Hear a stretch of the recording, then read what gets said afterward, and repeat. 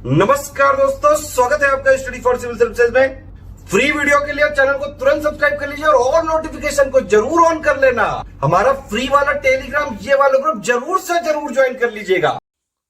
नमस्कार दोस्तों, एक बार फिर से आपका बहुत बहुत स्वागत है स्टडी फॉर सिविल सर्विसेज में। और मैं एसके त्रिपाठी आज आप सभी के साथ जो हमारी daily current affairs news analysis की सीरीज है उसको यहां पर बाइलिंगुअल मैनर में कंटिन्यू कवर करूंगा। और जैसा कि दोस्तों आप सभी स्क्रीन में देख पा रहे होंगे कि ये जो आपके आर्टिकल्स हैं वो सारे लीडिंग सोर्सेस से कलेक्ट किए जाते हैं और उसके बाद आप लोगों को यहां पर उपलब्ध कराए जाते हैं, जो आप लोगों के लिए सारे एग्जाम्स के पॉइंट ऑफ व्यू से, स्पेशली फॉर यूपीएससी, सीएससी और उसके साथ ही जो आपके स्टेट पीसीएस के एग्जामिनेशंस होते हैं उनके लिए प्रीलिम्स प्लस मेंस दोनों ही पर्सपेक्टिव में यह सीरीज आपके लिए बहुत ही ज्यादा बेनिफिशियल सिद्ध होगी। तो आप लोग इस सीरीज को सतत रूप से कंसिस्टेंट कंटिन्यूअस देखें, जिसका लाभ आप स्वयं अनुभव करेंगे एग्जाम हॉल में। मैं ये डेली आप लोगों को यहां पर एश्योर करता हूं, आश्वस्त करता हूं। और आगे चलने से पहले दोस्तों मैं आप सभी को बता देना चाहता हूं कि स्टडी फॉर सिविल सर्विसेज के पेड कोर्सेज चल रहे हैं, जिनके बारे में डिटेल्स में जानकारी आप इन नंबर्स पे कॉल करके जान सकते हैं और उन्हें ज्वाइन करके आप उनका महत्तम लाभ भी अर्जित कर सकते हैं। साथ ही दोस्तों, अगर अभी तक आपने हमारा फ्री टेलीग्राम चैनल अगर ज्वाइन नहीं किया है, जो कि करंट अफेयर से रिलेटेड स्पेसिफिक चैनल है जिसका नाम है @ऑफ ऑनली करंट अफेयर्स के नाम से है ये चैनल, तो आप उसे जरूर ज्वाइन कर ले, क्योंकि जो भी इंपॉर्टेंट अपडेट्स होती हैं, नोटिफिकेशंस होते हैं, वो वहां पर आप लोगों को फ्री ऑफ कॉस्ट प्रोवाइड कराए जाते हैं। तो आइए आगे की ओर चलेंगे और आज के फर्स्ट आर्टिकल को देखेंगे हम लोग। आज का जो हमारा फर्स्ट आर्टिकल है ये आपका surgery as part of Ayurveda है। ये आपका हेल्थ सेक्टर से रिलेटेड टॉपिक है, जीएस पेपर 2 से डायरेक्टली लिंक होगा। और यहां पर जो आपका रेफरेंस लिया गया है, अभी गवर्नमेंट ने नोटिफाई किया है कि mandatory surgical procedures for PG students of Ayurveda, मतलब आयुर्वेदा के अंतर्गत जो आपकी अनिवार्य सर्जिकल प्रक्रियाएं हैं उनकी अधिसूचना को जारी किया गया है आयुर्वेदा के जो आपके पीजी के स्टूडेंट्स होते हैं। ठीक है ना, तो ये आपका नॉर्मल रेफरेंस है।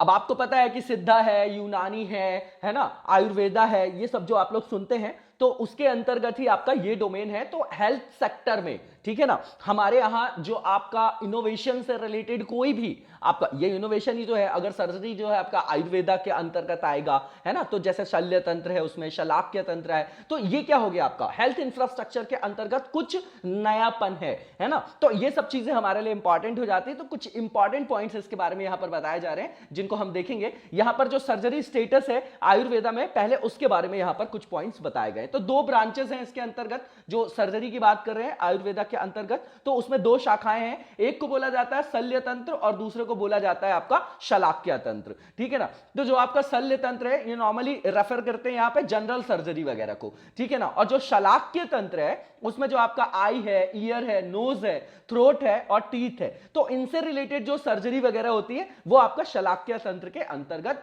रखा जाता है। ठीक है, तो यहां पर जो आपके पीजी के स्टूडेंट्स होते हैं, है ना, आयुर्वेदा के अंतर्गत जो आपके पीजी के, है ना, जो स्नातकोत्तर छात्र होते हैं, उनको अपने करिकुलम, जो उनका पाठ्यक्रम होता है, उनका जो अध्ययन करना होता है, उन्हीं के अंतर्गत, है ना, जो ये सर्जरी वगैरह की बात करते हैं उसके अंतर्गत फिर वो स्पेशलिस्ट बन जाते हैं, है ना। तो आयुर्वेदा सर्जन्स वगैरह बनते हैं, उन्हीं को आयुर्वेद के अंतर्गत जो है सर्जन की उपाधि दी जाती है एक तरीके से, है ना। समझ गए होंगे आप लोग, जैसे नॉर्मल हम एलोपैथिक में देखते हैं जैसे सर्जरी वगैरह, उसी से आप सिंक्रोनाइज करके इसको समझिएगा, आयुर्वेदा के डोमेन के अंतर्गत इसको रखा जाता है। अब यहां पर जो prior to the notification some rules for post graduate जो आपके पीजी के स्टूडेंट्स थे उनके बारे में बताया जा रहा है कि जब तक ये नोटिफिकेशन नहीं आया था तो क्या भारत में जो आपकी स्थिति थी, जो आपकी पीजी के अंतर्गत आयुर्वेदा के अंतर्गत क्या था भैया, है ना, उसके अंतर्गत क्या जो प्रावधान थे उसके बारे में थोड़ा सा बैकग्राउंड बताया जा रहा है। तो आयुर्वेदा के अंतर्गत जो पीजी के जो भी आपके स्टूडेंट्स थे उनके जो आप वो अध्ययन करते थे करिकुलम में, तो उसमें बताया जा रहा है कि जो PG in Ayurveda is guided by the ICMR, है ना, जो आपके ICMR Indian council of medical जो आपके रेगुलेशंस है उसके अंतर्गत जो आपकी जो भी निर्देश वहां से दिए जाते थे टाइम टू टाइम, उन्हीं के विनियमों के द्वारा उसको निर्देशित किया जाता था। ठीक है ना। उसके बाद करेंटली देखा जाए, वर्तमान जो आपका कंटेम्पररी टाइम से ये बता रहे हैं कि क्या चल रहा है, तो ये जो रूल्स है आपके फॉर्मुलेट हुए थे 2016 में, ये आपके फोर्स में आते हैं। ठीक है ना। और ये जो आपके 2016 के रूल्स हैं were amended under the latest notification on 19 November. ये डेट वेट याद नहीं रखना है हम लोगों को, ठीक है ना। तो ये जो है अब अमेंडमेंट कर दिया गया, मंथ याद रख सकते हैं हम लोग, ठीक है। तो इसके अंतर्गत जो और भी पॉइंट्स यहां पर बताए जा रहे हैं कि जो रूल्स और रेगुलेशन है आपके 2016 के, वो अलाउ करते हैं पीजी के स्टूडेंट्स को कि भैया वो स्पेशलिस्ट बन जाए। किस में बनेंगे अब? जो आपका शल्य तंत्र है और जो आपका शलाक्य तंत्र है, जो हमने शुरू में ही देखा। उसके अलावा जो यहां पर बताया जा रहा है वो आपका ऑब्स्टेट्रिक एंड गायनेकोलॉजी को भी यहां पर शामिल किया गया है। तो ये आपके तीन जो है आपके मेजर सर्जिकल जो आपके इंटरवेंशन सब्जेक्ट्स हैं, जहां पर स्टूडेंट्स को उनके करिकुलम के अंतर्गत वो पढ़ने के लिए जो है एक करिकुलम डिजाइन किया जा रहा है, जिसको पढ़ के फिर वो वहां पर स्पेशलिस्ट बनते हैं, ठीक है ना। तो students of these 3 subjects are awarded the degree of MS, जिसको आप लोग मास्टर इन सर्जरी बोलते हैं। तो ये आपका आयुर्वेदा के अंतर्गत एमएस की डिग्री फिर उनको वहां से प्राप्त होती है, ठीक है ना। तो ये जो आपके स्टूडेंट्स हैं वो एनरोल्ड होते हैं आयुर्वेदा के कोर्स में। तो इनको जो भैया दाखिला कैसे होता है, एडमिशन कैसे होता है, तो जैसे नीट का पेपर होता है ना, तो उसी के थ्रू जो है जो राष्ट्रीय पात्रता सह प्रवेश परीक्षा है, उसी को उनको वहां पर क्वालिफाई करना होता है, तभी वो उस पाठ्यक्रम में प्रवेश ले पाते हैं। That's it. ये एक है आपका कीवर्ड है यहां पर, है ना, की पॉइंट है। इसमें से इंपॉर्टेंट पॉइंट ही हमको नोट डाउन करके किनारे करना है। Their courses last for 4.5 years, मतलब 4.5 साल का टोटल ये आपका कोर्स है, और followed by a 1 year internship, मतलब 4.5 साल आपका वैसा कोर्स हो गया, प्लस 1 ईयर आपका क्या हो गया, इंटर्नशिप हो गया। Will be provided eight Ayurveda hospital and the remaining 6 months at a civil or general hospital or primary health care center। तो जो रिमेनिंग आपका 6 मंथ है ना, जो 6 मंथ इसके अलावा जो बच रहा है 4.5 प्लस 1, और ये जो आपका 6 महीने की बात कर रहे हैं, जो बाकी 6 महीने होते हैं, उसमें जो है आपका क्या बताया जा रहा है, उसमें मान लीजिए कोई आपका पीएचसी है, जो प्राइमरी जो आपका हेल्थ सेंटर है, या फिर कोई आपका सिविक मतलब जो भी आपका नागरिक अस्पताल है, या जनरल आपका हॉस्पिटल है, तो वहां पर भी इनको जो है वहां पर क्या मतलब वहां पर भी अनुभव प्राप्त करने का जो है एक मौका मिलता है ना। प्रैक्टिकल नॉलेज के अंतर्गत आप उसको समझ सकते हैं, है ना। जो आपकी 1 साल की इंटर्नशिप है, उसमें 1 साल की इंटर्नशिप में 6 मंथ तो वो आयुर्वेद अस्पताल में, बाकी के 6 महीने जो बचेंगे वो आपका जनरल हॉस्पिटल, सिविक हॉस्पिटल या फिर पीएचसी वगैरह में उनकी इंटर्नशिप जो है वो होती है, ठीक है ना। तो 4.5 साल उनका कोर्स हो गया, 1 साल की आपकी इंटर्नशिप हो गई, उसमें 2 पार्ट में इन्होंने बांट दिया, 6 मंथ और 6 मंथ, है ना। ये याद रखिएगा, ठीक है, पूछा जा सकता है प्रीलिम्स में भी। तो इसके अलावा यहां पर बताया जा रहा है कि in addition to receiving hands on training in Ayurvedic treatment procedures, they also undergo clinical posting in outpatient जो आपके बाह्य रोगी, and inpatient जो आपके inpatient का मतलब ये होता है जो आपके क्या होते हैं वहां पर एडमिट वगैरह हो जाते हैं डिपार्टमेंट से इन हॉस्पिटल्स। नॉर्मल सा आपका ये क्या है, ये आपका पॉइंट है, इतना इंपॉर्टेंट नहीं है। अब यहां पर इंप्लीकेशंस बताए जा रहे हैं कि ये जो आपका नोटिफिकेशन है उसके क्या इंप्लीकेशन। सीधी बात है, अगर आप देखेंगे इंटरनेशनल कोई भी डेटा उठा के देखेंगे तो हमारे यहां जो मतलब क्या है, जो वर्कफोर्स है ना, डॉक्टर्स का और जो आपका क्या मरीजों का जो आपका रेशो है ना, जिस कंपैरिजन में जिस रेशो में वहां पर डॉक्टर्स की रिक्वायरमेंट है, उस स्टैंडर्ड से हमारे यहाँ डॉक्टरों की जो संख्या है वो बहुत कम है। और बोला जाता है कि अगर जो नॉर्मल झोला छाप डॉक्टर्स हैं उनको अगर उस लिस्ट से हटा दिया जाए तो बहुत ही जो वर्क फोर्स है हमारा हेल्थ के अंतर्गत डॉक्टर्स का, वो बहुत ही लिमिटेड हो जाएगा, है ना। तो उन्हीं को वहां पर कैटर करने के लिए, उस कमी उस अंतराल को भरने के लिए क्या ये अपना वहां पर धनात्मक या पॉजिटिव इंपैक्ट नहीं डालेगा? आप खुद ही सोचिए इस चीज को, तो ये आपका एक पॉइंट हो जाएगा, ठीक है। वही चीज यहां पर बताई जा रही है कि जो आपके नोटिफिकेशंस हैं उसमें मेंशन किया गया 58 सर्जिकल प्रोसीजर्स। अंडर दिस जो आपके पीजी स्टूडेंट्स हैं must train themselves and acquire skills to perform independently. कहने का मतलब ये कि इसके अंतर्गत जो भी आपके पीजी के स्टूडेंट्स होंगे वो स्वतंत्र रूप से वहां पर परफॉर्म कर पाएंगे, है ना, और उसके द्वारा उनकी स्किल्स डेवलप हो जाएंगी, है ना, और उनको जो है ट्रेनिंग वगैरह भी वहां पर दी जानी चाहिए। ये जो है आपकी बताई जा रही है। तो इस तरीके से उनका क्या होगा, कैपेसिटी बिल्डिंग होगी। और इसके अंतर्गत जो आपकी जनरल सर्जरी है, यूरोलॉजी सर्जिकल जो आपकी मतलब एक जो आपका डोमेन है, उसके अलावा जो आपका सर्जिकल जो आपका गैस्ट्रोएंटेरोलॉजी है ना, और जो आपका क्या है नेत्र विज्ञान जिसको बोलते हैं, ऑप्थेलो जो आपका ऑप्थेल्मोलॉजी है जो आपका, वो भी इसके अंतर्गत सम्मिलित है ना। तो ये प्रक्रियाएं जो है उसके अंतर्गत सम्मिलित है। अब ये जो आपका नोटिफिकेशन है उसके अंतर्गत बताया जा रहा है कि जो भी आपकी सभी प्रकार की सर्जरीज हैं वो मेंशन है आपकी इस नोटिफिकेशन में, are already the part of the Ayurveda curriculum. Under this patient जो है आपके will now be able to know properly about the capabilities of Ayurveda, जो आपके फिजिशियन से नॉर्मल सा पॉइंट है। अब यहां पर जो बताया गया है इसमें स्किल सेट को जो है स्पष्टता, मतलब आपका यहां जो स्किल सेट है उसको क्लियरली जो है डिफाइन किया गया है। इंपॉर्टेंट पॉइंट है, इनको जो है आप छोटे छोटे पॉइंट्स में लिख के नोट डाउन करके किनारे कॉर्नर में अपने पास रख सकते हैं। अब ये जो आपका आईएमए है उसकी क्या इसके अंतर्गत ऑब्जेक्शन है वो देख लेते हैं। तो जो आईएमए के डॉक्टर्स हैं वो ऐसा मानते हैं that they are not opposed to जो आपके प्रैक्टिशनर्स हैं of ancient medical practice, but according to them ये जो आपका नया नोटिफिकेशन है somehow gives the impression that the skills or training of Ayurveda physicians in performing modern surgery are similar to those practicing modern medicine। ठीक है ना, मतलब कहने का मतलब ये कि भैया जो आधुनिक चिकित्सा पद्धति का अभ्यास है उन्हीं के समान हो गया ये, है ना। जो ये आपकी नई अधिसूचना है तो उसके अंतर्गत दोनों को एक ही स्तर पे लाके खड़ा कर दिया। पहली चीज तो ये बोल रहे हैं कि ये भ्रामक है भैया, ये बोलते हैं ये भ्रामक है। वे कहते हैं कि ये जो आपकी मॉडर्न जो आपकी आधुनिक चिकित्सा है उसके अधिकार क्षेत्र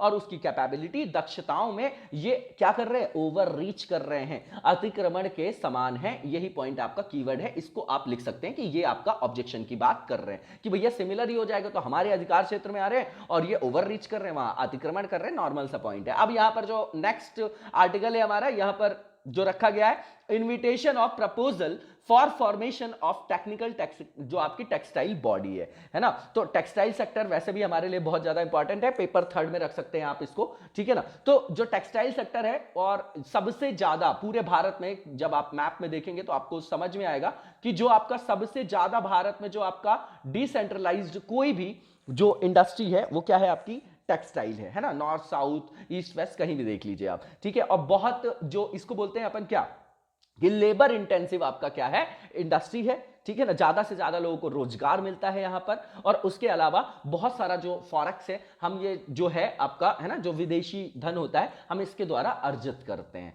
ठीक है ना। तो इससे सेक्टर को हमको प्रमोट करने की जरूरत है, क्यों, ज्यादा से ज्यादा लोगों को रोजगार भी दिया जाएगा। तो उसी के अंतर्गत आप ये समझ सकते हैं कि ये एक तरीके का इनोवेशन है। जैसे टफ सुना होगा आपने स्कीम, ए टफ सुना होगा आपने, तो उसी के संदर्भ में आप इसको समझिएगा, ठीक है। तो यहां पर जो बताया जा रहा है आपका रेफरेंस जो है आपका मिनिस्ट्री ऑफ जो टेक्सटाइल है has invited proposals for the formation of dedicated जो आपका EPC है जिसको एक्सपोर्ट प्रमोशन काउंसिल बोला जा रहा है ना, ठीक है। तो एक्सपोर्ट नाम से ही समझ में आ रहा है आपको, यहां पर निर्यात को क्या करना होगा, यहां पर प्रमोट करना होगा। निर्यात करेंगे तो क्या होगा, हमारे पास जो हम एक्सपोर्ट करते हैं जब, तो हमारे पास फॉरेन करेंसी आती है, हमारा जो बैलेंस ऑफ पेमेंट है वो हमारा क्या होगा, वहां से कैटर होगा, उसमें पॉजिटिव इंपैक्ट पड़ेगा, सरकार का राजस्व बढ़ेगा, रोजगार भी लोगों को मिलेगा। तो मल्टी डायमेंशनली जो है इसके पॉजिटिव पॉइंट देखने को मिलेंगे। और टेक्नोलॉजिकल जब हम मतलब तकनीकी आधारित कहीं पर भी उन्नयन करते हैं ना, तो प्रोडक्टिविटी जो है वहां पर एनहांस हो जाती है। अब की पॉइंट्स इसके देख लेते हैं। ये जो आपका एक्सपोर्ट प्रमोशन काउंसिल है for technical textile is a part of the national जो आपका टेक्निकल टेक्सटाइल मिशन है ना। तो ये किसके अंतर्गत एक मिशन है, तो इसको आपको याद करने की जरूरत है कि जो आपका राष्ट्रीय तकनीकी वस्त्र मिशन है उसका वो एक भाग है, ठीक है। अब आज अब मतलब हमारी ड्यूटी क्या बनती है, हमारी मतलब आपकी कि मतलब मैं भी उसी में सम्मिलित हूं, तो मैं हम शब्द यूज करता हूं इसलिए क्योंकि मतलब मैं जो यूज करता हूं वो अपने लिए है ना। तो यहां पर ये बोला गया है ना, जो आपका राष्ट्रीय तकनीकी वस्त्र मिशन है, तो एक बार इसको गूगल करिए, इसके कुछ इंपॉर्टेंट जो पॉइंट्स होंगे उसको नोट डाउन करके कॉर्नर कर लीजिए। ये पढ़ने का तरीका होता है, कॉम्प्रिहेंसिव तरीके से हम किस तरीके से नोट्स को प्रिपेयर करेंगे। बहुत इंपॉर्टेंट है आपका जो टेक्सटाइल सेक्टर है, बहुत इंपॉर्टेंट है, हमेशा इंपॉर्टेंट है, ठीक है ना। इसमें सेपरेट क्वेश्चन का भी पोटेंशियल है, और जब भी हम सरकार की नीतियों के बारे में लिखेंगे है ना, जो भी आपका इंडस्ट्री से रिलेटेड होगा वहां पर हम इसको कोट भी कर सकते हैं। तो ये जो काउंसिल है आपकी, shall abide by all instructions of the central government in relation to the promotion and development of international trade. ये आपका क्या है, ये आपका कीवर्ड है ना। इस तरीके से नोट्स को मेंटेन कर रहा है, ये पॉइंट लिखेंगे हम यहां पर। इसके बाद एलिजिबिलिटी क्या भैया, किस तरीके से यहां पर आवेदन के लिए पात्रता होगी, तो जो आपका कंपनी जो एक्ट है जिस या जिसको आप सोसाइटी रजिस्ट्रेशन बोलते हैं एक्ट, उसके अंतर्गत जो भी आपका वहां पर रजिस्ट्रेशन करवाएंगे, पंजीकृत जो निर्यातक संघ होगा और जो व्यापार निकाय होगा, वो 15 दिसंबर तक जो है अपना जो है वहां पर प्रस्ताव प्रस्तुत कर सकते हैं। नॉर्मल सी चीज है, ये इतना इंपॉर्टेंट नहीं। अब जो आपका नेशनल टेक्निकल टेक्सटाइल मिशन है उसके बारे में यहां पर बताया जा रहा है कि इसको अप्रूव किया गया फरवरी 2020 में विद अ टोटल जो आपका आउटले है इसके अंतर्गत जो आपका परिव्यय जो है जिसके साथ अनुमोदित किया गया 1480 करोड़ है, 1480 करोड़ का प्रावधान है। It aims to increase domestic market trade from US जो 40 बिलियन जो आपका डॉलर है to US 50 billion dollar by 2024। इसको जो है आप नोट डाउन करके किनारे रख सकते हैं। इसके अतिरिक्त जो देश को जो तकनीकी वस्त्रों में एक वैश्विक नेता के रूप में स्थान देना है ना, तो ये इसका ऑब्जेक्टिव हो गया। और डोमेस्टिक मार्केट में जो है आपका टेक्निकल जो भी आपके टेक्सटाइल की बात कर रहे हैं, तकनीकी वस्त्रों के उपयोग को बढ़ाना भी है ना। नॉर्मल सा पॉइंट है, देख जाइएगा इसको। इसके बाद आगे की ओर देखेंगे और ये जो आपका इंप्लीमेंट किया गया है इस मिशन को, वो आपका 4 इयर्स के लिए 4 इयर्स के लिए 2020-21 से है ना, एंड हैज 4 कंपोनेंट्स। और इसके जो है आपके 4 अवयव हैं। पहला जो आपका कंपोनेंट है इसमें फोकस किया जाएगा आपका किसके अंतर्गत, आरएनडी के, मतलब आरएनडी में यहां पर फोकस किया जाएगा, जिसके अंतर्गत इनोवेशन के लिए जो आपका आउटले किया गया है 1000 करोड़ का है। इसमें इंक्लूडेड है आपका जो रिसर्च एप्लीकेशंस है based on the development of geo textile, है ना, इंपॉर्टेंट पॉइंट है, agri textile, medical textile, mobile textile and sports textile and biotechnology, है ना, इंपॉर्टेंट है। आप इसको नोट डाउन करके किनारे रख सकते हैं। इसके अवयवों के बारे में जानकारी होना जरूरी है। दूसरा यह कि इसका जो उद्देश्य है वो प्रमोट और डेवलप करना है market for technical textile, normal सी चीज है। इसके बाद जो थर्ड कंपोनेंट होगा इसका जो उद्देश्य है इंक्रीज करना है the export of technical textile to ₹20,000 crore by the year 2021 और 22, है ना, 2021-22 के लिए बोल रहे हैं। और उसके बाद जो फोर्थ कंपोनेंट है आपका उसमें बताया जा रहा है कि इसमें फोकस किया जाएगा education, training and skill development. ये तो करना ही पड़ेगा ना भैया, तभी तो तकनीकी उन्नयन कर पाएंगे आप वहां पर। तो व्हाट आर द जो आपके टेक्निकल टेक्सटाइल्स हैं वो होते क्या आपके, उसके बारे में बताया जा रहा है। तो इसमें जो आपका प्राइमरली जो इसको डिफाइन किया गया है as textile materials and products जो मैन्युफैक्चर किए जाएंगे आपके for their technical performance and functional properties. क्या, technical performance and functional properties in addition to aesthetic and decorative जो आपके फीचर्स हैं, मतलब जो आपके निर्मित, जो विनिर्मित आपके वस्त्र सामग्री और जो उत्पाद हैं उनके रूप में उनको परिभाषित किया गया है, ठीक है ना। तो जो भी आपके सौंदर्य हैं, सजावट से संदर्भित जो विशेषताएं हैं, उनके अतिरिक्त उनमें जो है आपका टेक्नोलॉजिकल परफॉर्मेंस और फंक्शनल जो आपके वहां पर गुण हैं उनके लिए निर्मित वस्त्र सामग्री और उत्पादों के रूप में इसको नॉर्मली डिफाइन किया जाता है। इसको याद रखिएगा, इंपॉर्टेंट है। इसके बाद आगे की ओर जो लिखा गया है, जो नेक्स्ट पॉइंट यहां पर लिखा गया है कि ये आपके जो टेक्निकल टेक्सटाइल है वो आपके फंक्शनल गारमेंट्स हैं that are used in a variety of textile such as automobiles, civil engineering और जो आपके कंस्ट्रक्शन है, एग्रीकल्चर है, हेल्थ है, इंडस्ट्रियल है ना, इंडस्ट्रियल सेफ्टी जो है आपका, जिसके अंतर्गत फायर प्रूफ जैकेट वगैरह रखा जाता है। पर्सनल सेफ्टी की भी बात की जा रही है यहाँ पर, है ना, वो भी जो आपका बुलेट प्रूफ जैकेट्स वगैरह होती हैं, हाई एल्टीट्यूड जो आपका कॉम्बैट गियर होता है और space applications. It is also used in various industries, है ना, तो कई सारे उद्योगों में जो है इनके अनुप्रयोग भी हैं,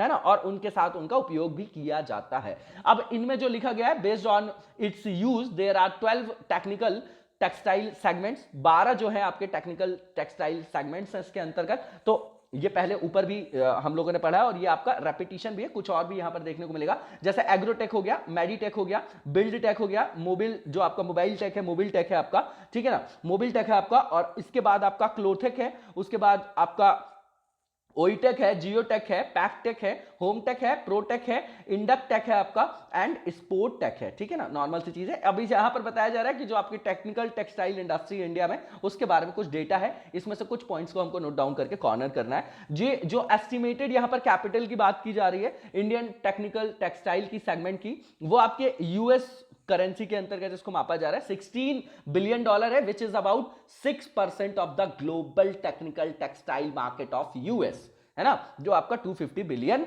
जो आपका डॉलर है उसके पर्सपेक्टिव में यहां पर बता रहे हैं, तो उसका लगभग जो है 6% है, ठीक है ना। इसके बाद जो पेनिट्रेशन लेवल है आपका टेक्निकल टेक्सटाइल का भारत में वो आपका कम है from 5% to 10% as compared to 30 to 70% levels in developed countries. तो बहुत ज्यादा ये इसमें कमी है, तो इस गैप को हमको फिल करना है। ठीक है, इसके बाद जो आपका टेक्निकल गारमेंट्स की बात करें तो उसकी वर्थ बताई जा रही 14,000 करोड़ है, are exported annually in India. बहुत ये इंपॉर्टेंट डेटा है। ठीक है ना, इसके बाद आगे की ओर चलेंगे और जो नेक्स्ट आर्टिकल है हमारा ये आपका टैक्स रूल से रिलेटेड है ऑन लॉटरी, गैम्बलिंग और बैटिंग। जो आपका टैक्स रूल्स हैं आपके लॉटरी में, गैम्बलिंग में, बैटिंग में, उससे संदर्भित अभी जो है हमारी माननीय कोर्ट ने जो है वहां पर अपना जो मतलब क्या सुना है, वहां पर वर्डिक्ट दिया है, उसी के संदर्भ में आपका ये जो आर्टिकल यहां पर रखा गया है। ठीक है ना, तो पेपर 3 में रख सकते हैं आप इसको सीधा। ठीक है ना, पेपर 2 में भी पूछा जा सकता है। ठीक है ना, जीएसटी का क्वेश्चन पेपर 2 और पेपर 3 दोनों में आया था, उसी से संदर्भित है आपका ये भी। तो यहां पर जो रेफरेंस है हमारी माननीय सुप्रीम कोर्ट ने बोला है कि जो आपकी लॉटरी है, गैम्बलिंग है, बैटिंग है, वो आपका टैक्सेबल है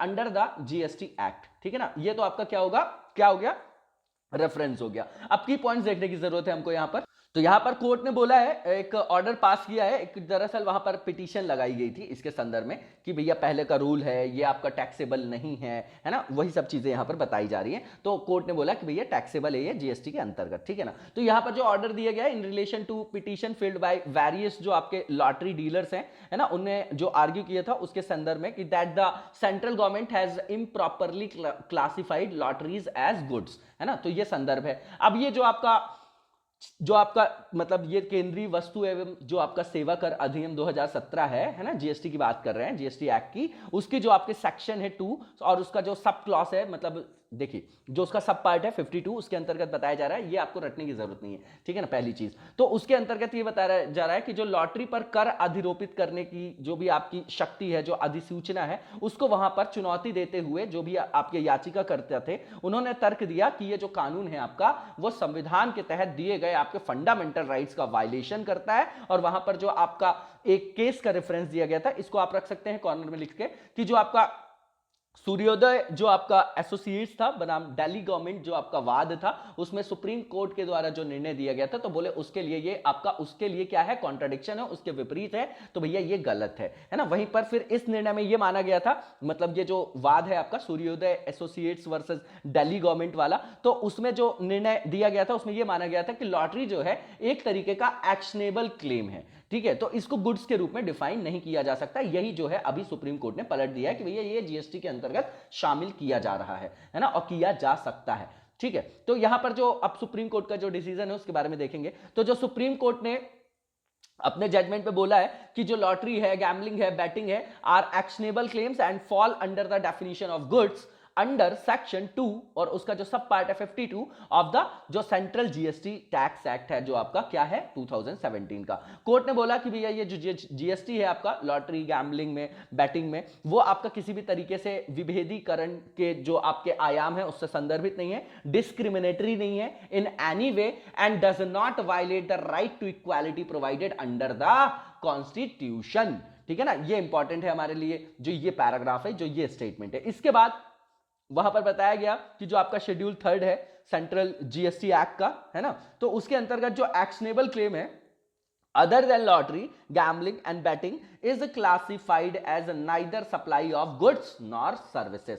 तो भैया ना तो गुड्स के अंतर्गत उनको जो क्लासिफाई किया गया है वहां पर, और ना सर्विसेज के अंतर्गत। उसके बाद आर्टिकल 246 जो आपका सब क्लॉज ए है ना, जीएसटी से रिलेटेड है। जब आपका ये अमेंडमेंट हुआ है, कौन सा अमेंडमेंट था जिसके द्वारा जो आपका जीएसटी को इंप्लीमेंट किया गया है, कमेंट बॉक्स में बताइएगा। तो ये जो आपका उसी अमेंडमेंट से इसको इंसर्ट किया गया है, और 279 जो आपका ए है उसी के अंतर्गत आपकी जीएसटी काउंसिल है ना। ये दो आर्टिकल आपके लिए इंपॉर्टेंट है। तो ये जो 246 ए है कॉन्स्टिट्यूशन में, वो एम्पावर करता है पार्लियामेंट को कि वो रूल बना सकती है, कानून बना सकती है, वहां पर लॉज बना सकती है with respect to GST tax. So the definition of goods prescribed under section 2 sub clause जो आपका 52 है ऑफ द, इसी का जो है आपका सब क्लॉज है, आपका सब पार्ट है 2 और 52, ऐसे याद रख सकते हैं आप। तो of the act should not be considered contrary to the constitutional provision. सीधी सी बात है, उन्होंने बोला भैया किसी तरीके से जो है कॉन्स्टिट्यूशनल प्रोविजन के लिए कॉन्ट्राडिक्टरी नहीं है, किसी तरीके का विरोधाभास नहीं है। ठीक है ना, और उसको टैक्स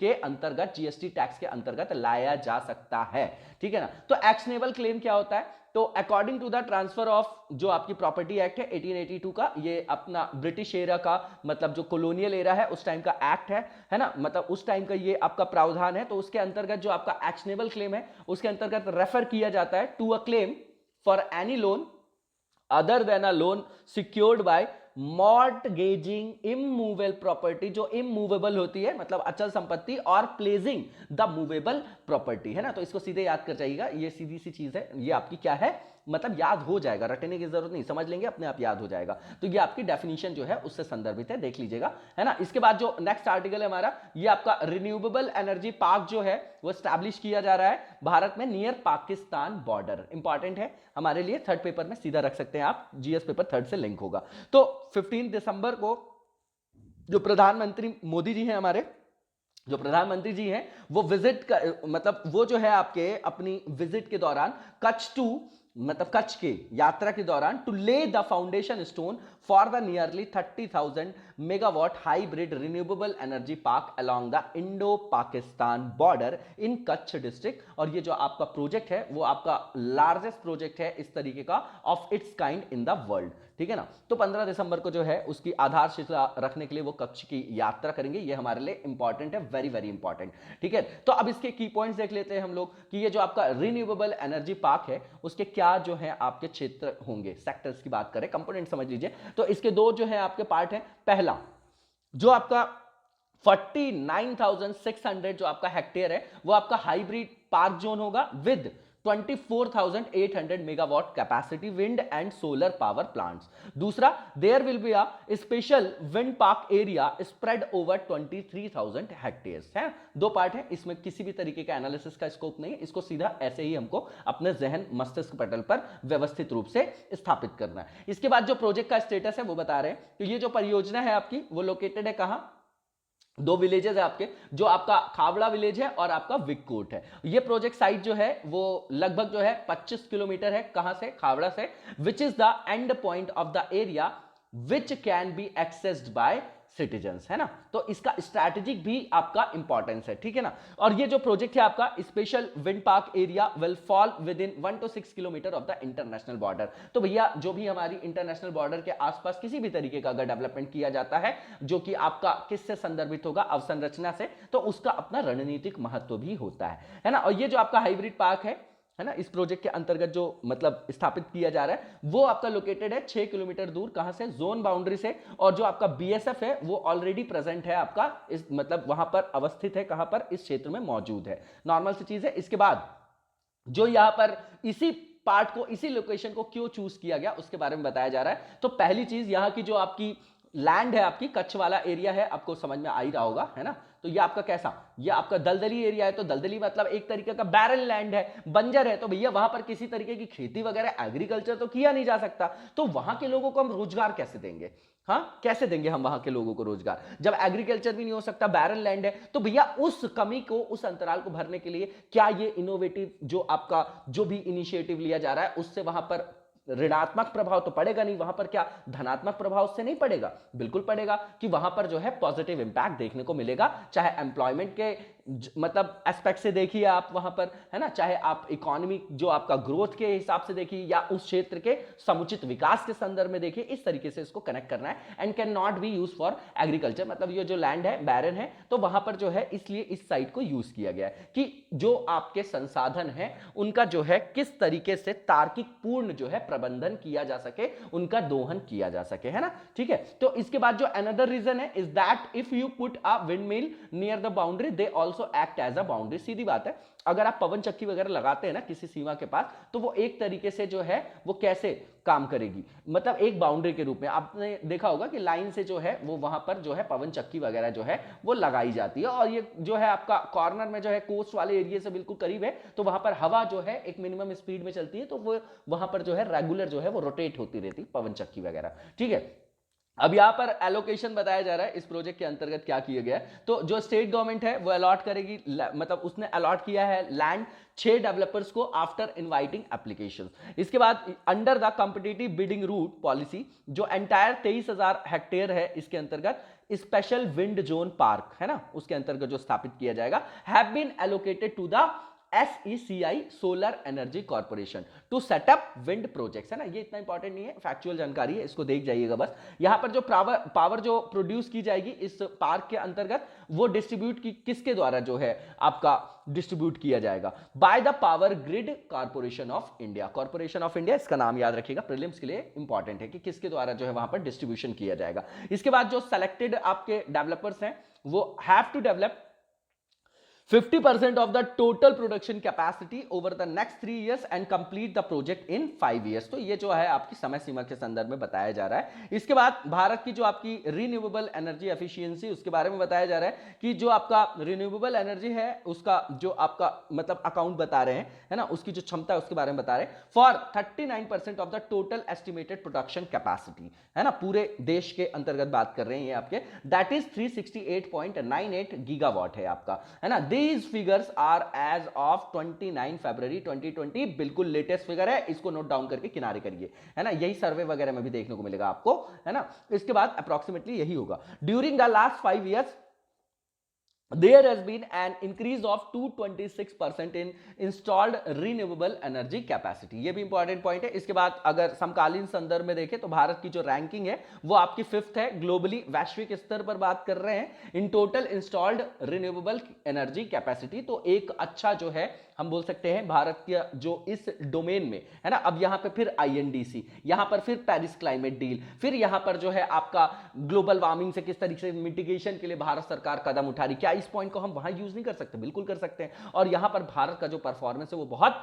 अच्छा है। और यहीं पर जो है इसी कोटेशन को जो हमारे मंत्री जी ने बोला था, एनवायरमेंट के जो हमारे मिनिस्टर हैं उन्होंने बोला था ना कि भारत जो है INDC के लक्ष्यों को प्राप्त करने में और जो भी आपका ग्लोबल वार्मिंग से रिलेटेड मिटिगेशन के प्रयास है उसमें वैश्विक नेतृत्व की भूमिका का निर्वहन कर रहा है। तो बिल्कुल उसको जो है ये तार्किक आधार प्रदान करता है। इसके बाद आगे की ओर चलेंगे और जो नेक्स्ट हमारा यहां पर आर्टिकल है वो आपका क्वांटम सुप्रीमेसी से रिलेटेड है।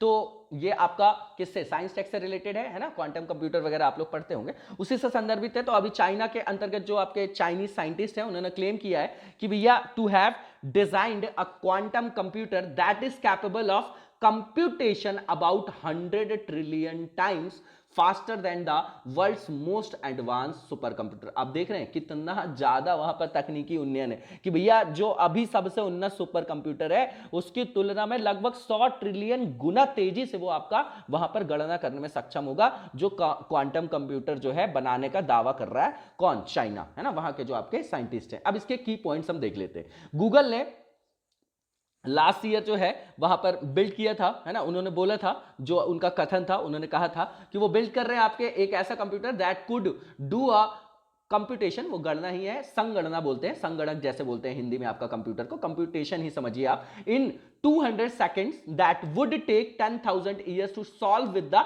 fastest super computer। बिल्कुल फैक्चुअल चीज है। with this it will reach quantum domination। ठीक है, तो अभी जो है आपका सिन्हुआ रिपोर्ट है, ये आपका ऑफिशियल चाइना का क्या है, प्रेस है ना, तो इसीलिए सिन्हुआ लिखा हुआ है। सिन्हुआ की जो रिपोर्ट है उसके अंतर्गत ये बोला गया है, ये वक्तव्य दिया गया है कि जो आपके चाइना के रिसर्चर्स हैं वो क्लेम कर रहे हैं that their new prototype is capable of being processed 10 billion times faster than Google's prototype. अब बताइए कहां कंपैरिजन रह गया है ना। चाइना जो है किसी सेक्टर में जो है ना वो बख्शता नहीं है, आप सारे सेक्टर्स में जो है उसकी परफॉर्मेंस देखिए, ठीक है ना, कि किस टाइप की है। इसके बाद जो है क्वांटम सुप्रीमेसी की बात करें तो the term was first used in 2012 by professor John जो आपके प्रेस्किल हैं of the California institute of technology. Important है प्रीलिम्स पॉइंट ऑफ व्यू से कि भैया क्वांटम सुप्रीमेसी वर्ड जो है उसका यूज जो है प्रथम बार या फर्स्ट बार जो है वर्ल्ड में किसके द्वारा किया गया, तो है ना, तो थोड़ा न्यू टेक्नोलॉजी है इसलिए इस तरीके के स्टेटमेंट्स जो है आपके फ्रेम किए जा सकते हैं। इसके बाद अकॉर्डिंग टू हिम, जो इनके द्वारा जो है ये वर्ड यूज किया गया, तो उन्होंने उसका कुछ डेफिनेशन दिया होगा, उसका कुछ जो है अर्थ भी बताया होगा, है ना। तो वही बता रहे हैं, अकॉर्डिंग टू हिम जो आपका क्वांटम कंप्यूटर है can do any calculation that modern super computers are not capable of doing. इसके बाद सुपर पोजिशन है, देखिए बाइनरी 0 1 ये सब आप लोगों को पता होगा। तो जो सुपर पोजिशन होता है और जो इंटेंगलमेंट होता है ना, वो क्वांटम कंप्यूटर्स के लिए जो है आपका उसकी एबिलिटी को जो वहां पर इनहैंस करता है, जो स्टोर कर सकता है बहुत सारी इंफॉर्मेशंस को और बहुत स्पीड से, है ना। मतलब स्टोर कर सकता है too much information too quickly, है ना, ये कीवर्ड है, इसको याद रख सकते हैं आप। इसके बाद अब इसमें उलझना नहीं है इंटैंगलमेंट क्या होता है, फिर भी एक बार गूगल करके देख लीजिएगा और कमेंट बॉक्स में बताइए कि होता क्या है ये, ठीक है ना। तो इसके बाद जो है मानक कंप्यूटर और जो आपका स्टैंडर्ड जो आपके अभी कंप्यूटर हम लोग यूज करते हैं, तो और जो आपका क्वांटम कंप्यूटर है उसके बीच में आपका क्या जो है अंतर है वो यहां पर बता रहे, कंपैरेटिव स्टडी है। तो जो आपके ट्रेडिशनल कंप्यूटर होते हैं वो बिट्स को कैलकुलेट करते हैं, मतलब बिट्स में कैलकुलेशन करते हैं, 0 1 में एक्सप्रेस करते हैं ऑफ एंड ऑन को respectively. These computers use transistor to process information through combinations of 0 and 1 called binary languages. तो इसके अंतर्गत जितने ज्यादा मतलब जो भी आपका सिस्टम है उसके अंतर्गत जितने ट्रांजिस्टर्स ज्यादा होंगे वहां पर जो आपकी प्रोसेसिंग एफिशिएंसी है वो भी उससे डायरेक्टली प्रोपोर्शनल में होती है, मतलब समानुपाती होती है, तो वो भी उसी संदर्भ में उसी प्रोपोर्शन में आपकी उच्च होती जाएगी, हायर होती जाएगी। अब क्वांटम कंप्यूटर क्या होता है, तो भैया ये आपका वर्क करता है क्वांटम थ्योरी ऑफ फिजिक्स पे, ये आपका सीधा सीधा आपको वर्ड से समझ में आ रहा होगा, ठीक है। तो हेयर इन मॉलिक्यूल्स जो होते हैं आपके वो डिफरेंट पोजीशंस पे होते हैं, कंडीशंस पे होते हैं, है ना, can be achieved due to their intrinsic जो आपका एंगुलर क्या है इम्पल्स है ना, जिसको बोला जाता है स्पिन।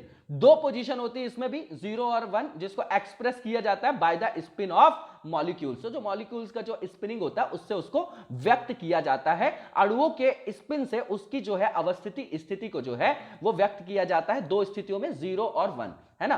तो इसका यूज क्या है, the most important feature is its speed, बहुत तेजी से आपकी वहां पर कैलकुलेशंस करेगा, है ना। It can single handled do the work that many traditional computers do in parallel at a time, है ना। तो ये जो है आपका मतलब ये जो पहले क्या होता था, जैसे जो आपके हाई स्पीड जो आप सुपर कंप्यूटर्स की बात करते हैं, तो जो ट्रेडिशनल कंप्यूटर्स होते थे उनकी स्पीड बढ़ाने के लिए जो है पूरा नेटवर्क बनाना पड़ता था, है ना। तो समानांतर जो है उसको यूज करके फिर उसको जो इफिशियंसी थी उसकी बढ़ाई जा सकती थी। तो वो जो बहुत सारे कंप्यूटर्स के नेटवर्क को जोड़ के जो बनाया जाता था उनको उनकी जगह ये अकेले उस कार्य को निष्पादित कर सकता है, उस तरीके से वहां पर परफॉर्मेंस कर सकता है, ठीक है ना। तो ये पहला पॉइंट हो गया, इंपॉर्टेंट है। दूसरा जो है आपका जो बहुत सारे आपके इंक्रिप्शन सिस्टम होते हैं जो यूज किए जाते हैं, है ना, जो आपके इन कंप्यूटर्स में for use in banking and security applications, due to which these systems are enable to solve mathematical problems beyond the limit.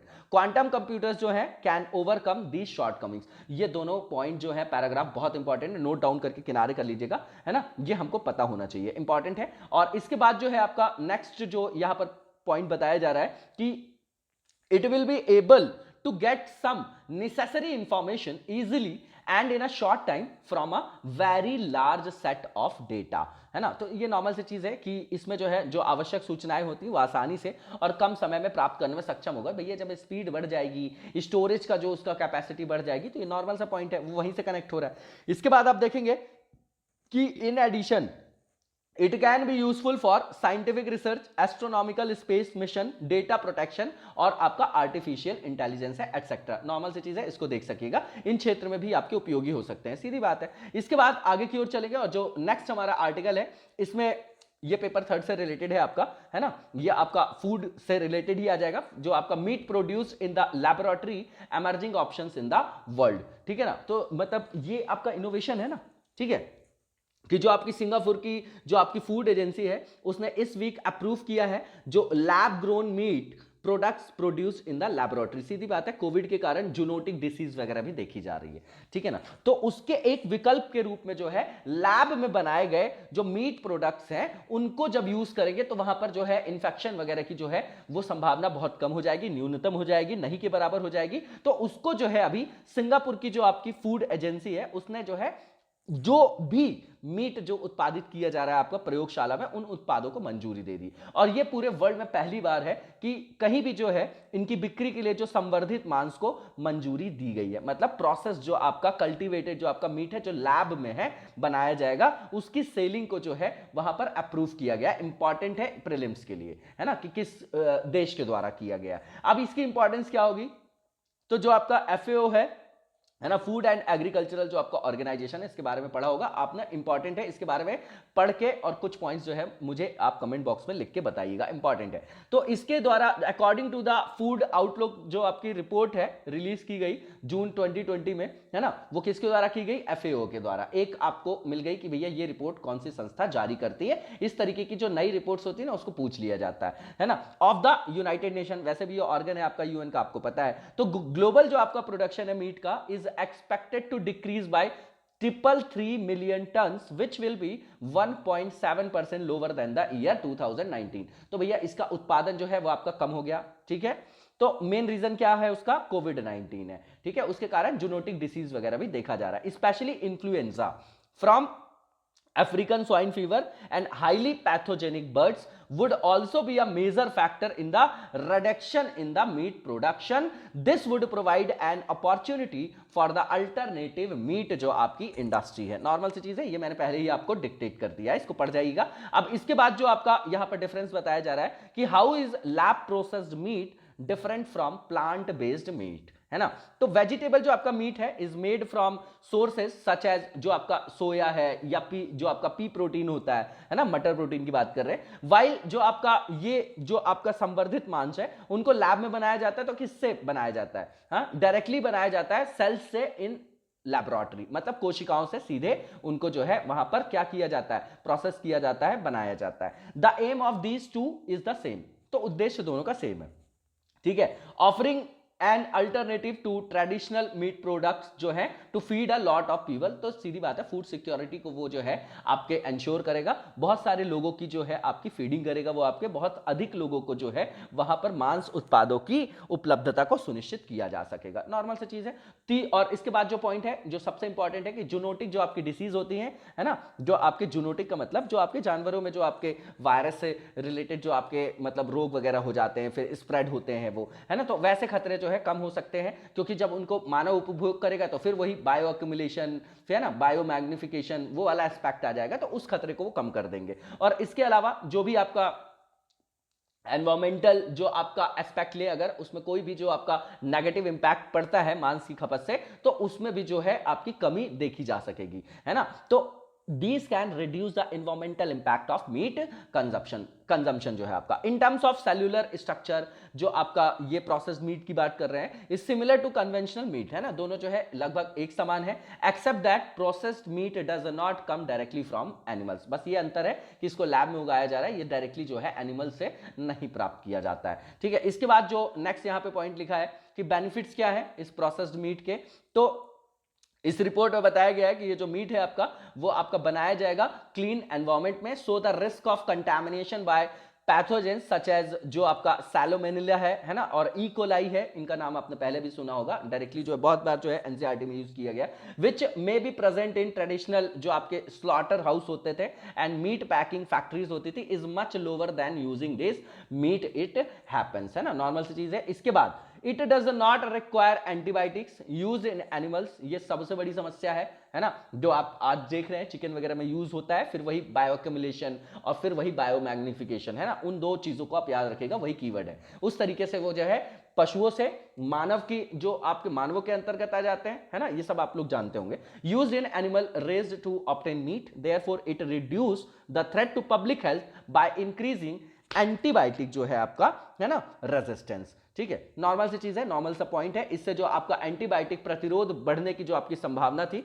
उससे जो सार्वजनिक स्वास्थ्य को खतरा था, उस खतरे को जो है कम किया जा सकेगा, ठीक है ना। इसके बाद जो नेक्स्ट यहाँ पर पॉइंट लिखा गया है, इसके बाद जो नेक्स्ट सब पॉइंट रखा है इन्होंने यहाँ पर, availability of processed meat for consumers. तो there are still many other significant hurdles to be overcome before widespread culture जो आपके मीट है बिकम्स अवेलेबल। तो भैया इनके अंतर्गत बहुत सारे हर्डल्स हैं, कोई भी नई चीज जब स्टार्ट होती है तो बहुत सारी अनएक्सपेक्टेड जो है वहां पर हर्डल्स भी आती हैं, तो उनको भी दूर किया जाना शेष है। नॉर्मल सा पॉइंट है, बहुत ज्यादा इंपॉर्टेंट नहीं। और इसके बाद यहां पर यह भी बोला जा रहा है कि apart from making sure that these products are cheap, another challenge is that of mistrust in the consumer. तो भैया अविश्वास की भावना है, नए जो आपके प्रोडक्ट्स आते हैं उसके अंतर्गत जो आपके उपभोक्ता है उनका उसके अंतर्गत उस पर जो विश्वास है वो बनाने में थोड़ा टाइम लगता है, तो उनका जो है मिसट्रस्ट की बात कर रहे हैं कि उसका अविश्वास होना, ये एक नॉर्मल सा पॉइंट है, ठीक है ना। इसके बाद अल्टरनेटिव जो मीट प्रोड्यूसर्स हैं will face resistance from traditional meat producer. सीधी बात है भैया कि उनसे तो जो है उनको एक तरीके का रेजिस्टेंस जो है,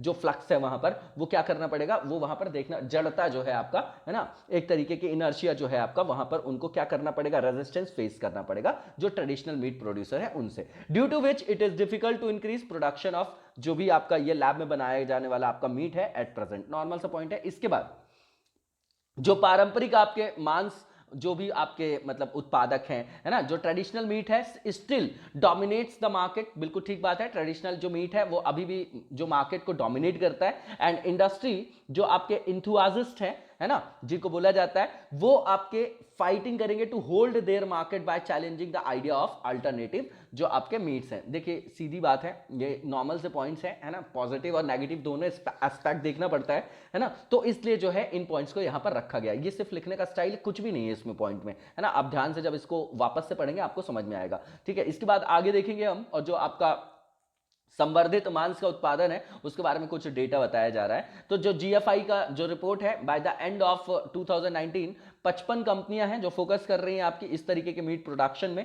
दीज इंक्लूड जो आपका फ्यूचर मीट टेक्नोलॉजीज है ना, बीफ इन इजराइल, है ना, Biftek beef in Turkey, Cubiq Foods जो है आपका चिकन फैट जो है आपका स्पेन में, जो आपका मीटेबल है आपका पोर्क बीफ की बात कर रहे हैं नीदरलैंड में, French company gourmet and USA. These are Memphis meats जो आपके बीफ चिकन डक एटसेट्रा है। तो ये कुछ एग्जांपल है, आप इसको देख सकते हैं और इसको जो है नोट डाउन करके किनारे भी रख सकते हैं। बहुत ज्यादा इंपॉर्टेंट तो नहीं है ये आपका, फिर भी प्रीलिम्स से पूछा जा सकता है ना, क्योंकि ये एक तरीके का इनोवेशन है। Also if we talk about India, there is Delhi based clear meat which is producing cultured meat। तो भैया ये आपको याद रखना है कि दिल्ली में भी इस तरीके के जो है मीट को जो है उत्पादन किया जा रहा है भारत के अंतर्गत, ठीक है ना। इसके बाद जो नेक्स्ट फेज है हमारा वो एमसीक्यू से रिलेटेड है। नहीं, अभी एक आर्टिकल हमारा बचा हुआ है, लास्ट आर्टिकल है और काफी पुराना आर्टिकल, बहुत इंपॉर्टेंट भी है। Ken Betwa interlinking project dam है आपका, ठीक है ना, तो इंफ्रास्ट्रक्चर डेवलपमेंट है आपका, पेपर थर्ड में रख सकते हैं आप यहां पर इसको, ठीक है ना। तो ये जो आपका एमपी में आपका पन्ना के अंतर्गत जो नेशनल पार्क है वो भी इसके अंतर्गत आएगा, तो उसका भी एनवायरमेंटल एस्पेक्ट भी था जिसके कारण यहां पर जो है बहुत सारी आपत्तियां लगाई जा रही थी एनवायरमेंटलिस्ट के द्वारा, ठीक है। और दो तरीके की होती हैं ये रिवर लिंकिंग जो प्रोजेक्ट हैं आपके, एक इंट्रा होता है, एक जो है आपका क्या है इंटर होता है ना। तो जो इंट्रा जो आपके ये प्रोजेक्ट्स होते हैं ना, वो उसकी जो मतलब आउटपुट है वो बहुत ज्यादा पॉजिटिव देखा जाता है और जो वाइबल भी होता है ना, जैसे आप पट्टी सीमा जो लिफ्ट सिंचाई परियोजना वगैरह देखते हैं उसके संदर्भ में आप इसको कंपेयर करके देखिएगा, ठीक है। तो यहां पर जो एक्सपर्ट पैनल है भारत का मिनिस्ट्री ऑफ एनवायरमेंट, उसने जो पोस्टपोन कर दिया है environmental clearance for the dam to be built in the जो आपकी ओर रिवर है अंडर द Ken Betwa river interlinking project. अब इसकी ज्योग्राफिकल लोकेशन देखा जाना चाहिए हमारे द्वारा, ठीक है ना।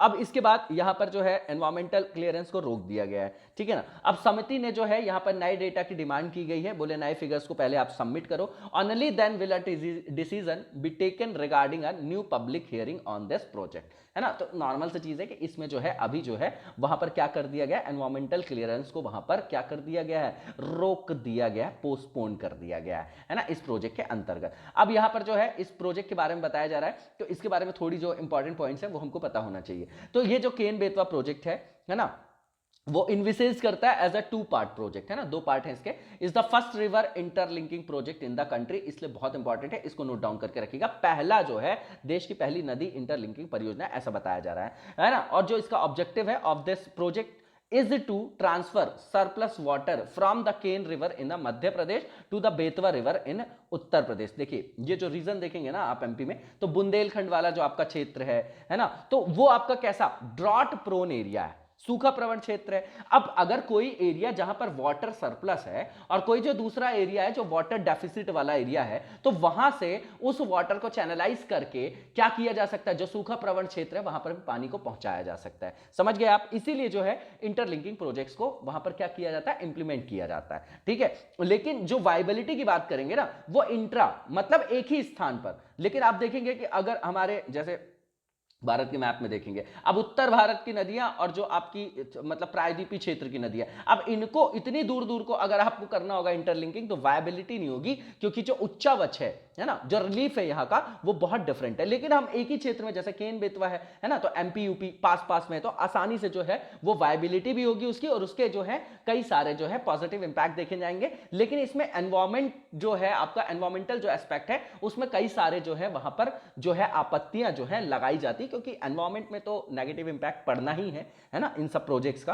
तो जो इसका ऑब्जेक्ट है, ऑब्जेक्टिव जो है, उद्देश्य है, वो बता रहे हैं इस प्रोजेक्ट का, is to transfer surplus water, जो आपका अधिशेष वाटर है ना, मध्य प्रदेश में केन नदी में, उसको जो है ना, to the Betwa river in Uttar Pradesh. उसके द्वारा क्या होगा, झांसी, बांदा, ललितपुर, जो महोबा है आपका, है ना उत्तर प्रदेश में, जो ड्रॉट प्रोन एरिया है आपका बुंदेलखंड रीजन, और टीकमगढ़ है, पन्ना, छतरपुर है ना, तो वो जो है वहां पर सिंचाई की सुविधाएं जो है उपलब्ध हो सकेंगी।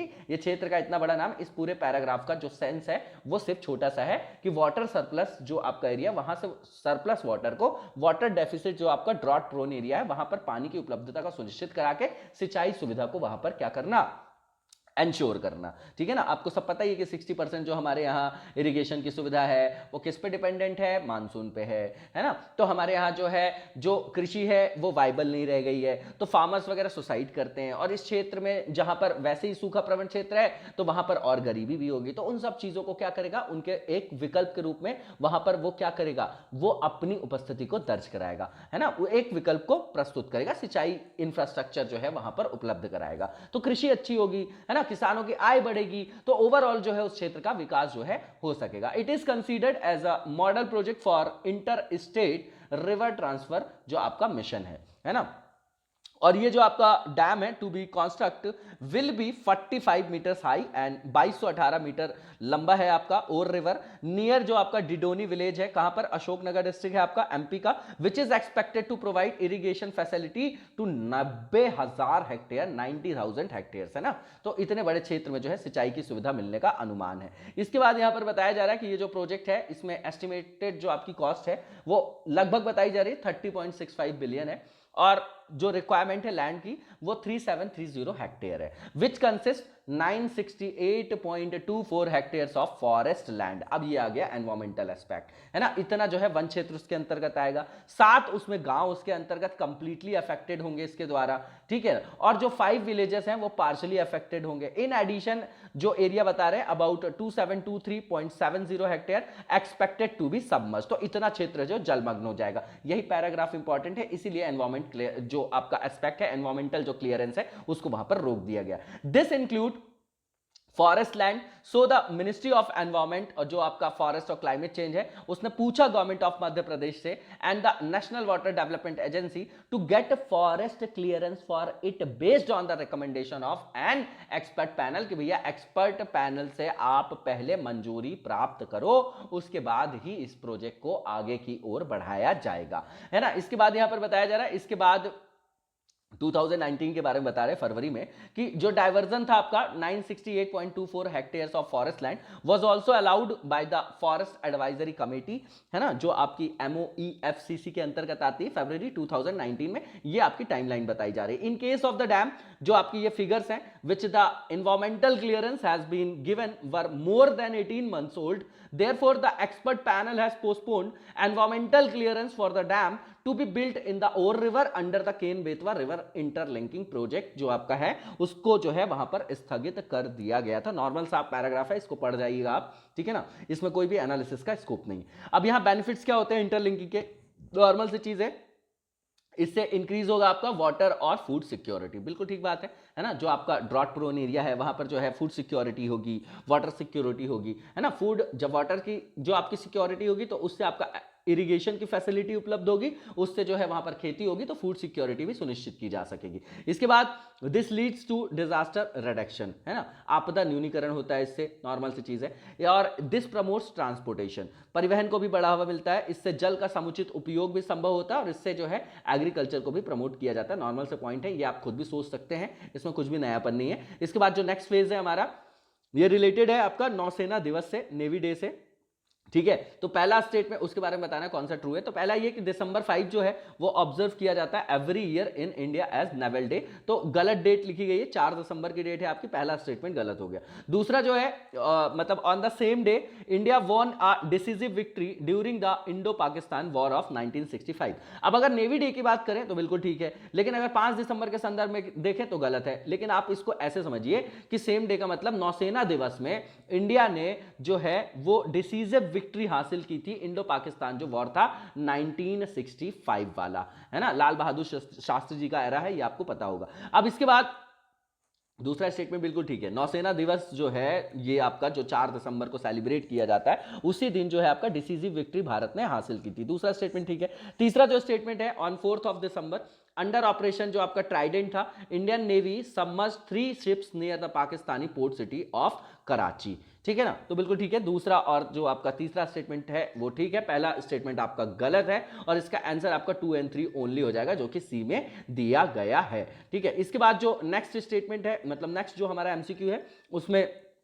पैसेज प्रैक्टिस जो है आपका, उसके बारे में हमको बताना है कौन सा आपका इनकरेक्ट स्टेटमेंट है ना, जो आपका पासेक्स बोला जा रहा है जिसको। तो पहला स्टेटमेंट है कि जो आपका एक्सरसाइज है वो ये कंडक्ट किया जाता है ऑन 4th and 5th दिसंबर 2020, मतलब कंडक्ट किया गया है 4 से 5 दिसंबर 2020 में between the Indian and Russian navy. अब इसको याद रखना है प्रीलिम्स पॉइंट ऑफ व्यू से, बिल्कुल ठीक है। पहला स्टेटमेंट ठीक है आपका, और बहुत इंपॉर्टेंट है आपका, इंफॉर्मेटिव क्वेश्चन है ना, तो इनकरेक्ट नहीं, ये आपका करेक्ट है पहला स्टेटमेंट। दूसरा ये कि ये ऑर्गेनाइज किया गया in the eastern Indian ocean region में, बिल्कुल ठीक है।